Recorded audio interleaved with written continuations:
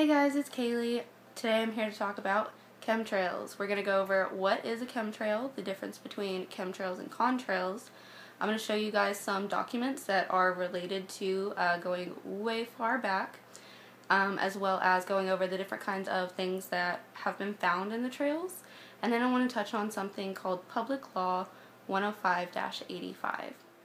So what is a chemtrail? It's a visible trail left in the sky by an aircraft that's believed to consist of chemical or biological agents.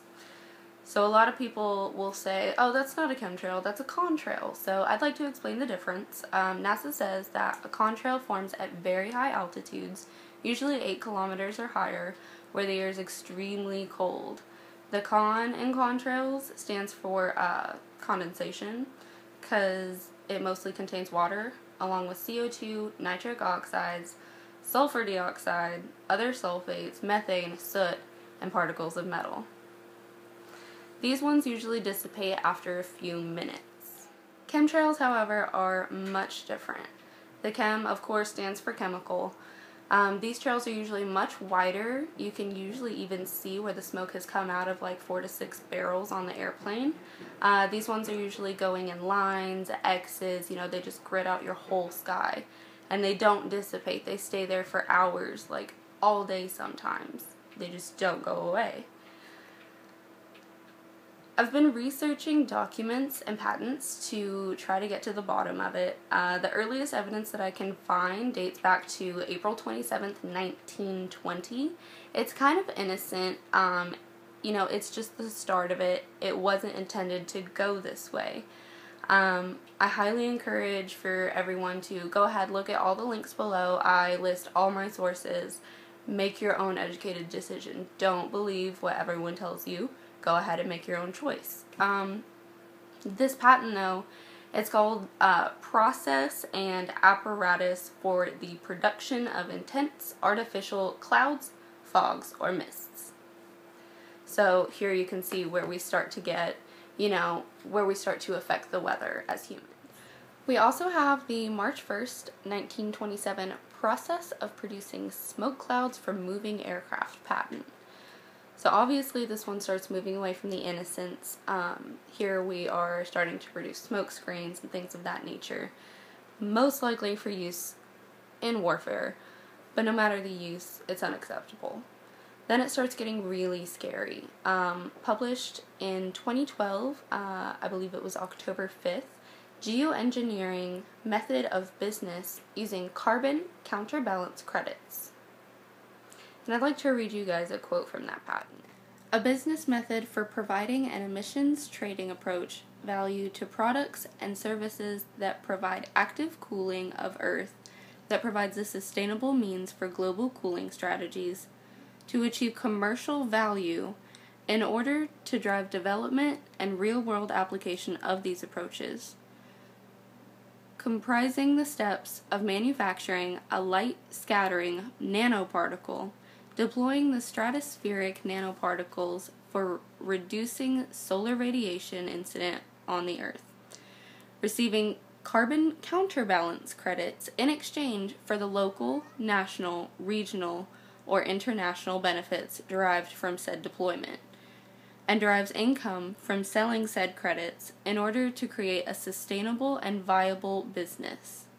Systems, devices, and agents for deployment in accordance with the business method are also disclosed in this patent. You can read this yourself. All of the links are below. I highly encourage you to go read it. Also, in case you were a normal person like me and didn't know what carbon credits were, lucky for you, I looked that up. Carbon credits are a way to charge normal citizens, just like you and me, for their CO2 emissions. So that's anything that's coming out of your house, out of your car. If you're polluting, what they're going to do is charge you credits for that. So you have to pay, I don't know if it would be a tax, but they would have a system where you pay in for that. And then what they do is they're going to reinvest that money into another nanoparticle that is going to scatter the light and do this to the environment. They make it out like it's going to be a positive thing, but these particles are extremely harmful to our environment. Independently funded testing over the past 10 years or so have confirmed that chemtrails across our country contain a highly poisonous and very dangerous mix of chemicals like barium, aluminum oxide, radioactive thorium, and so much more. One of the more heavily used chemicals, aluminum oxide, actually is working to change the soil pH to make it impossible to grow certain organic fruits and vegetables. But imagine that Monsanto has patented an aluminum-resistant GMO seed. It's public record that Monsanto is invested in geoengineering, as is one of their largest shareholders, Bill Gates.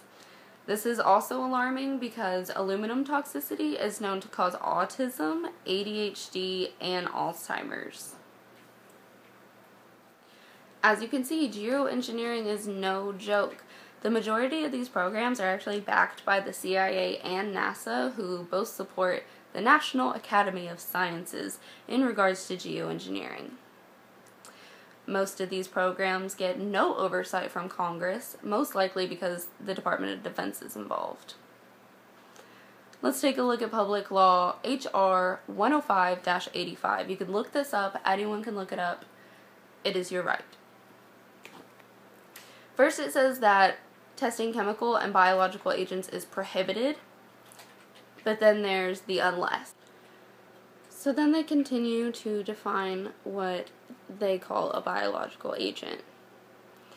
Any microorganism, bacteria, viruses, fungi, protozoa, pathogens, infectious substances, as well as any naturally occurring, bioengineered, or synthesized component of any of those previously mentioned biological agents that are capable of causing death, disease, other malfunction in a human, animal, plant, or other living organism, as well as the deterioration of food, water, equipment, supplies, or material of any kind, harmful alteration of the environment. All of these things are considered a biological agent and are allowed by it being public law and or / whatever the 30-day Congress thing.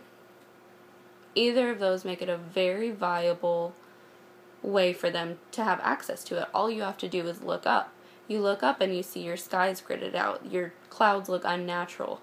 Why is no one asking questions? I highly encourage you to check out all of the links. They will all be in the description box. I know it may be a lot, but I do still highly encourage you to, take a look, read for yourself. Don't let other people make up your mind. Make your own decisions. If you do, resonate with this, if this is something that you're like, hey, yeah, I see these and this isn't natural, I beg you, please, all you have to do is voice that you do not consent this. It's in Public Law 105-85. It's on page 287 for any of you that are wanting to actually go through and read that part of it. Voice your opinion. Say that you don't agree with this. That's all that you have to do. I hope you guys all have a great day. Lots of love and light to you guys. See you later.